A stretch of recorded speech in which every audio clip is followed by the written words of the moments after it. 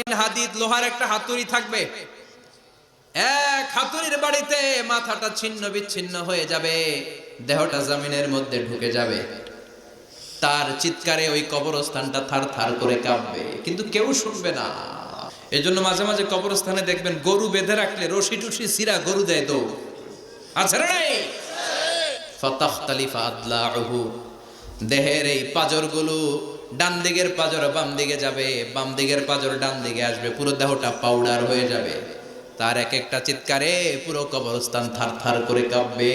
এজন্য বিশ্বনবী বলতেন, কবর হলো জাহান্নামের প্রথম স্টেশন, কবর হলো আখিরাতের প্রথম স্টেশন।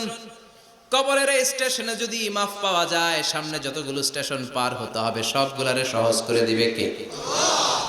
আর কবরের স্টেশনে যদি গন্ডগোল লাগে, সামনে আরো গন্ডগোল আছে না নাই? বেশি না কম? এজন্য বিশ্বনবী বলতেন, আল কবর ইম্মা রাউদাতুম মিন রিয়াদিল জান্নাহ আও হুফরাতুম মিন হুফারিন নার। কবর হয়তো কারো জন্য জান্নাতের বাগান, কিংবা কারো জন্য জাহান্নামের গর্ত।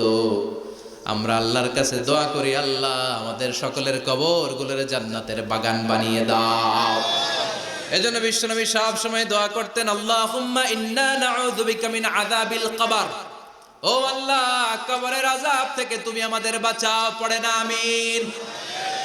বিশ্বনবী বলতেন, আমি দেখেছি কবরের মধ্যে তোমাদেরকে প্রশ্ন করা হবে, কবরে তোমাদের পরীক্ষা নেওয়া হবে। পুরো দুনিয়াটাই যেমনি পরীক্ষা, আখিরাতের প্রথম স্টেশন কবরেও পরীক্ষা, আছে না নাই?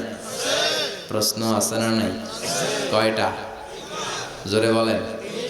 মুমিনদের জন্য 4টা, কাফিরদের জন্য 3টা। ভালো করে জানেন, চিল্লায় বলেন, মুমিনদের জন্য কয়টা, কাফিরদের কয়টা? প্রশ্নপত্র ফাঁস করে দিছে কে? কথা কম। এরপরও যদি ফেল করি, দোষ কার? দোষ আমাদের, আমাদের দোষ। কবর দেওয়ার পরে 40 কদম যখন আত্মীয়রা চলে যায়, দুজন ফেরেশতা আসবে, বসাবে। এই ঘটনাটা আমারও ঘটবে, আপনারও ঘটবে, বিশ্বাস হয়? প্রস্তুত আছেন তো?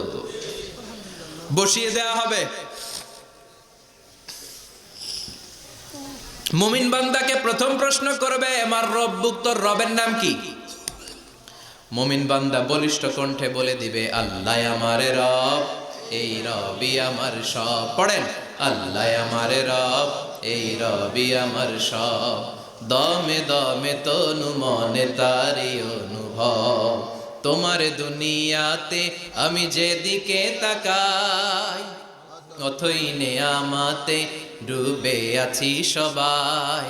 পাখ পাখালির গানে শুনি তসবিহ কলরব, তসবিহ কলরব। আল্লাহ আমার রব, এই রবই আমার সব। পড়েন আমিন। আমরা যেন আল্লাহ বলিষ্ঠ কণ্ঠে বলতে পারি, আল্লাহ আমার রব, তুমি কবুল করো। পড়েন আমিন।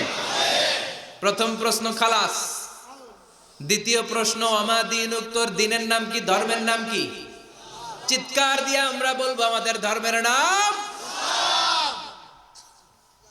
তৃতীয় প্রশ্ন করা হবে, মান হাযার রাজুল, দেখো তো এই লোকটারে চিনো কিনা, এই লোকটারে চিনা চিনা লাগে কিনা। আমরা বলবো, চিনি মানি, এই লোকের জন্য আমরা দুনিয়াতে সব করতে রাজি ছিলাম। এই লোকের জন্য আমরা দেহের প্রাণ ঢালা উচ্ছ্বাস ছিল আমাদের হৃদয়ে। আমাদের দেহের রক্তটুকু বিলিয়ে দিতে আমরা পৃথিবীর বুকে কুণ্ঠাবোধ করি নাই। চিল্লায় বলেন ঠিক কিনা? এই নবী আমাদের পেয়ারা নবী, চাঁদের চেয়েও সুন্দর তুমি, নবী আমার কামলিওয়ালা। চাঁদের চেয়ে সুন্দর তুমি, নবী আমার কামলিওয়ালা। দু জাহানের বাদশাহ তুমি, প্যারা নবী সাল্লে আলা। দু জাহানের বাদশাহ তুমি, প্যারা নবী সাল্লে আলা। চাঁদের চেয়ে সুন্দর তুমি।